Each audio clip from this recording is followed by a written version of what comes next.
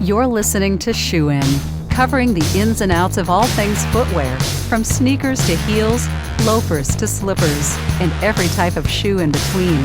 Brought to you by the FDRA, the Footwear Industries Association focused on retail, trade, politics, and fashion, helping create and enhance conversations on all things footwear. And now your footwear insiders, Matt Priest and Andy Polk. Welcome back to the Shoe In Show. All right, folks, this episode is, first, I feel like there's so much stuff going on out there, right? So many issues, in our general lives, but also just in our industry. It's really hard to prioritize, create those northern stars to go after. There's so much, inventory issues, consumer behavior shifts, uncertainty. We had a lot of our footwear family and friends who are, the companies were going strong, COVID hit, and then we've seen our ranks reduced, and that means you got more work piling on your back, and we feel for you on that.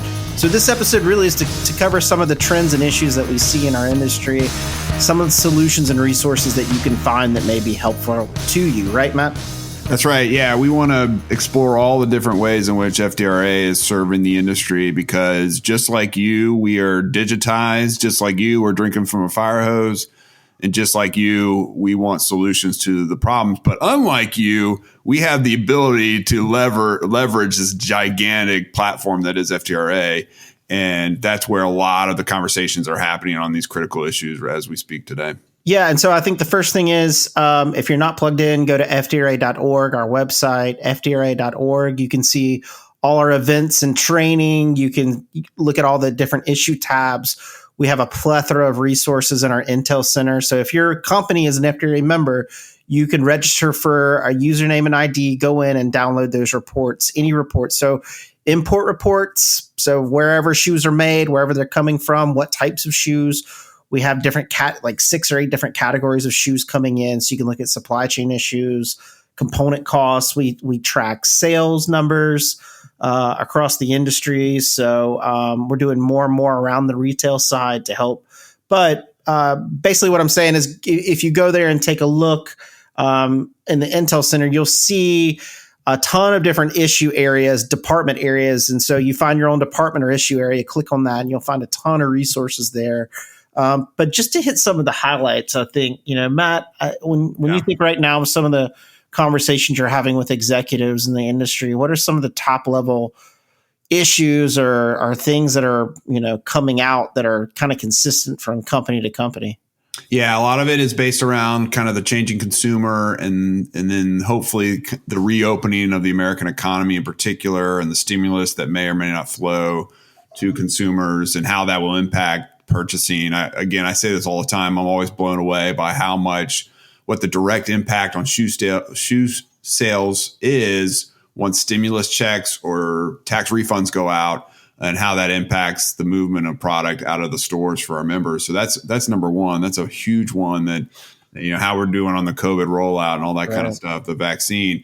Secondarily, I think is what we have found a ton of interest in, Andy, is sustainability. Yeah. More and more companies at all levels of the industry, whether they're just starting out and don't know what sustainability even means, all the way up to those that are cranking out product that are made with recycled materials and in carbon neutral ways, and everyone in between. Those are the companies that are glomming on to our resources and coming together on a monthly basis under your leadership, Andy, to try to navigate the serpentine world of sustainability, because there are lots of different ways that you can cut it. And FDRA is really helping to fine tune that focus on the issues and areas that are important for sustainability to kind of progress to the masses, which is the next level in our minds. Yeah, I think most companies or most people are worried about what they're missing out on, right? So regardless of what topic it is, people are always like, what am I missing? I've got all this work I'm doing. What am I missing? And so we do these consults all the time.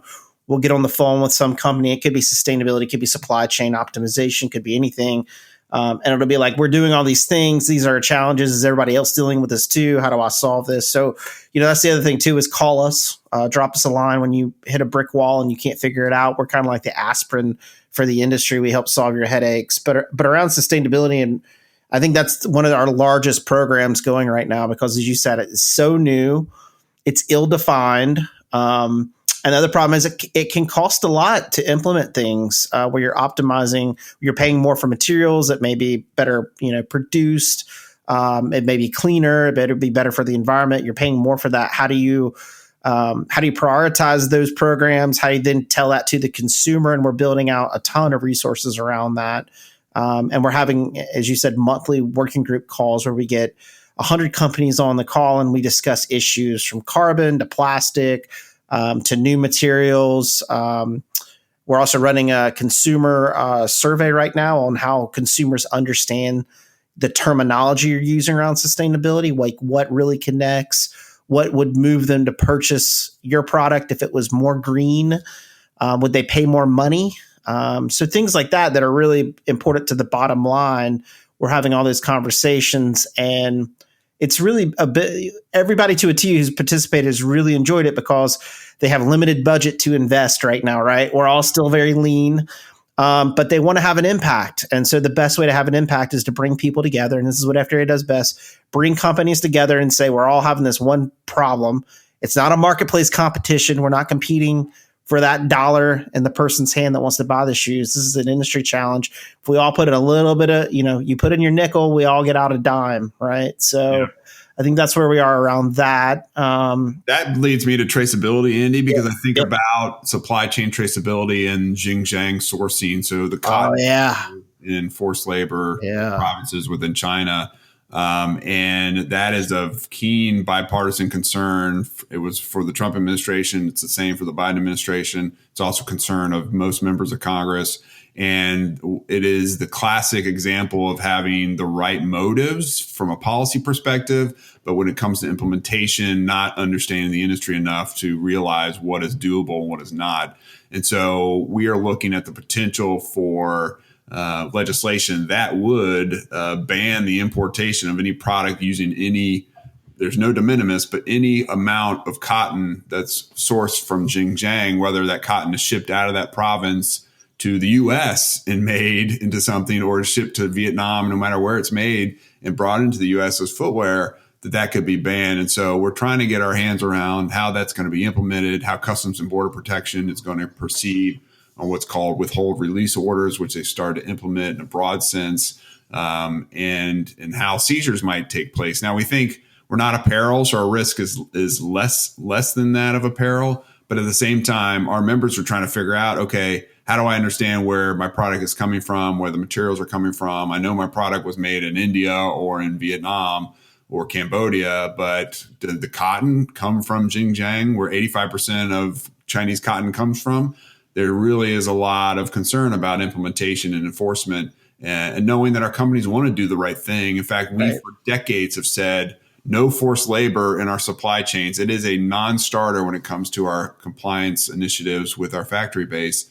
And this challenge that the Chinese have unleashed on the world, in all honesty, is a tough one to get around. And so we're trying to figure out the best way to approach that as an industry. And it's not just footwear. It actually is a multi-industry conglomerate of groups that are trying to fight this. Yeah. And you're juxtaposing that on top of all the shifts that we're seeing in production. So, when I first started working with FDRA, you still had, a lot, like obviously it was like 85% of all shoes imported into the US came from China. So kind of made it easy for our sourcing execs to fly over. You hit, Dongguan, maybe Putian, you go up the coast, you hit all your suppliers, all your vendors, and you got it taken care of. And then slowly it started to creep because of cost, started to creep inside China, outside China, into Vietnam now, into Cambodia, Bangladesh. So the traceability, that we're building up right now around the Chinese Uyghur issue and human rights issues is going to be very applicable elsewhere as we kind of optimize those supply chains. Because it's not just the product that's final; it's the material suppliers and the components are coming from 3 and 4 different countries at a time into one area. So the complexities are becoming more complex. Yeah. You hope the costs are going down. It's one of those things where you got to optimize and look at it and see. But also, you've got that layered on top. This is like a 7-layer bean dip. You got that layered on top where you got the cheese and the sour cream. And that is consumer shifts in terms of product. So you got companies looking at their product mix saying, gosh, this is our core, but we see the trends headed that way. We need to start making new types of sample, new types of product. And that's where we can really help look at classification issues. And that right now is ringing the bell. That becomes a huge issue now of sampling. Like how do you classify a shoe, Matt? I think, what was it, 436 different ways to do it? You got it. You nailed it, buddy. Boom. Not good at math, but I'm good at that math.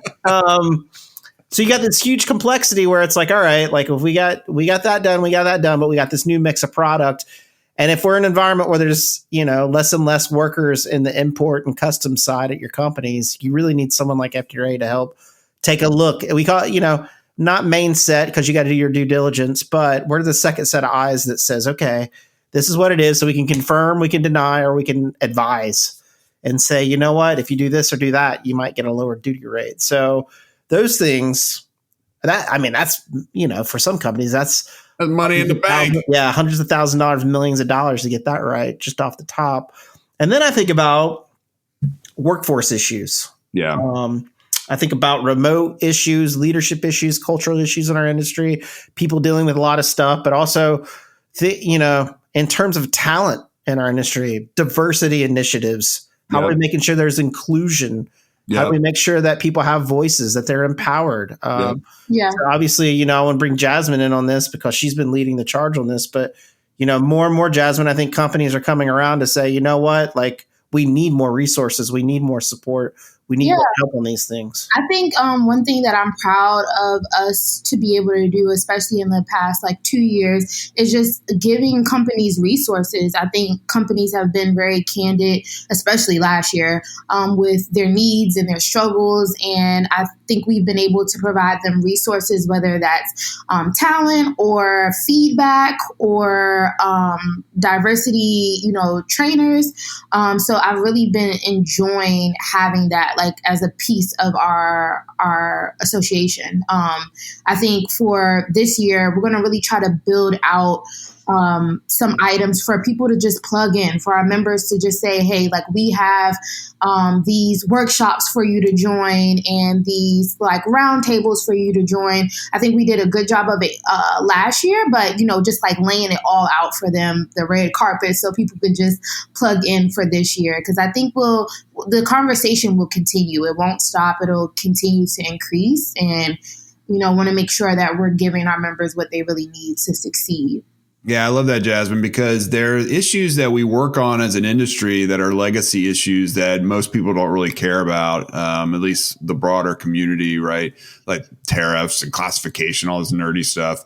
And then there are those things that are initiatives that arise out of a national or global conversation around the opportunities for our friends in the industry to diversify, the opportunity to provide sustainable product, the opportunity to provide economic opportunity to people who haven't had it in the past. And that's where diversity, inclusion, sustainability, these new kind of 21st century issues, as in a trade association, you never thought 25 years ago you'd be working on diversity, inclusion, and sustainability, but they're our most active initiatives, and they generate the most interest and they generate the most passion and support. And so to me, it's cutting edge just from kind of trade association management nerding out, right? Because it's fun to get those cutting edge issues while there are challenges, right? We need to be more diverse. We need to be providing opportunity to people of color to come into the industry and find and rise up in the ranks all the way up to the CEO level.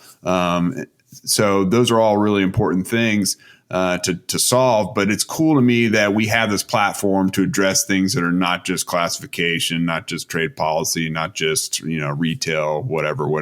I think we're getting the most interaction also from diversity because it's been an issue. I think now with the things that or just how we've just transitioned as a society where everybody kind of has to address social issues. I think it's becoming a thing where people can't ignore it anymore. So I think that's where you see the passion come from, because it's okay, now people want to listen. Now people want to make change. And for whatever the reasons are, I could care less sometimes. It's just about fixing the issue. So I think that's really where that's coming from. It's been interesting to see how, companies have to speak up about certain things. There was like a woman, this is just random, don't mean to take us off track, but there is a woman who used Gorilla Glue in her hair recently to help keep her ponytail down. And it was strange because, like Gorilla Glue had to make like a statement about that. Oh my gosh.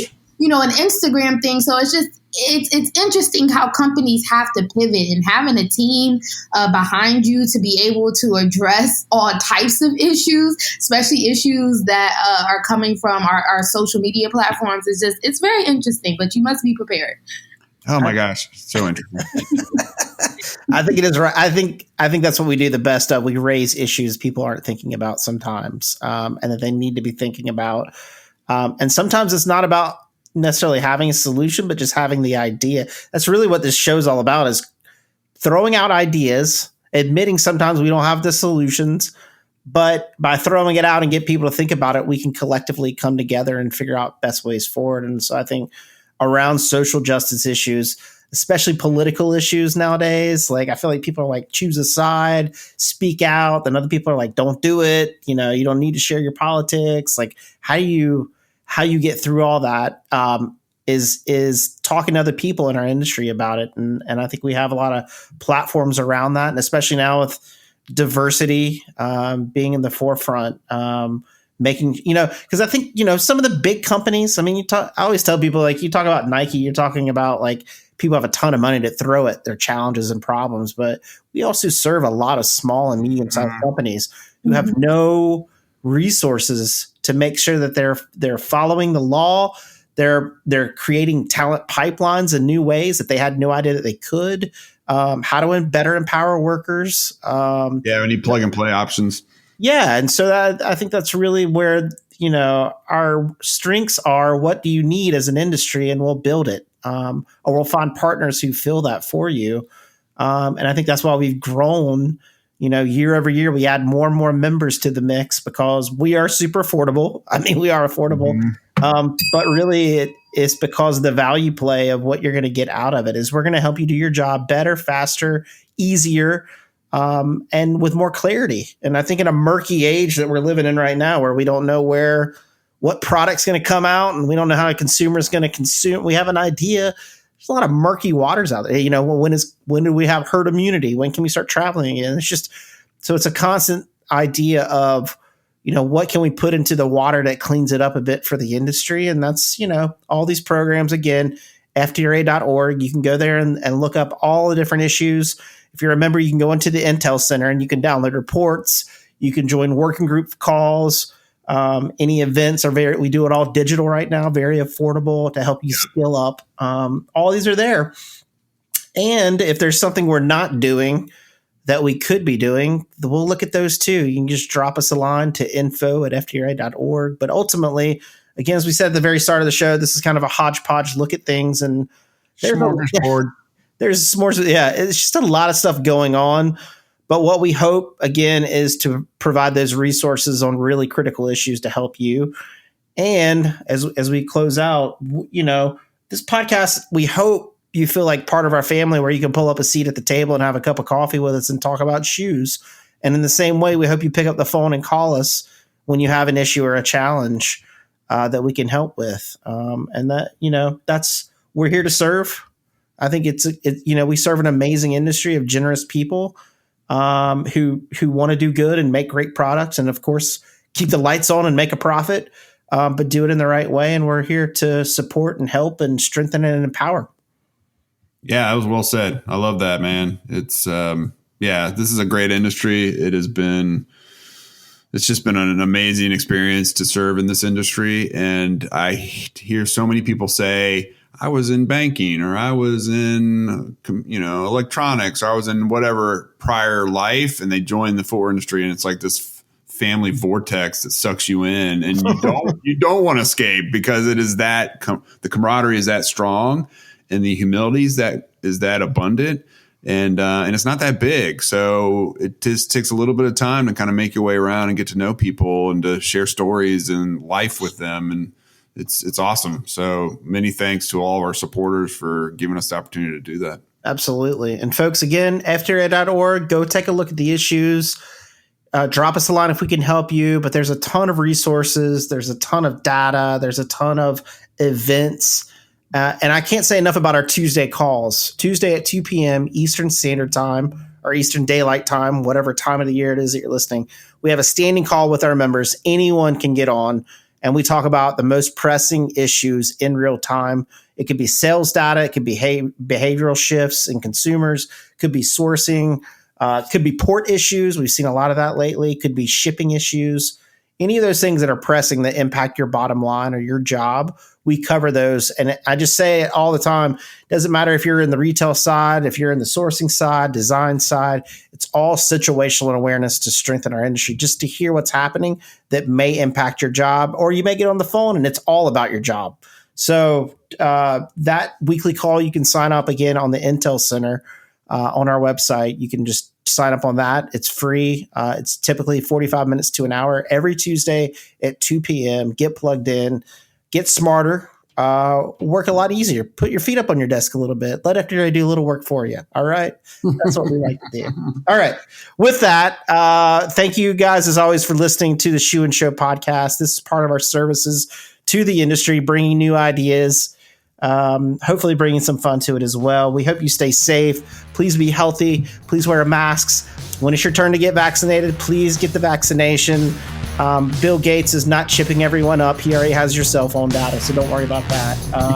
But again, we can't wait to see everybody in person as we work to launch new market weeks, as FDRA has assumed Fannie is now working to set up robust market weeks in New York, as well as around the country, working with other partners to make our industry stronger every single day. And with that, we thank you all. Until next time, Shoe-In is out. Shoe-In has been brought to you by the FDRA, the Footwear Industries Association focused on retail, trade, politics, and fashion, helping create and enhance conversations on all things footwear. For information about FDRA, visit FDRA.org.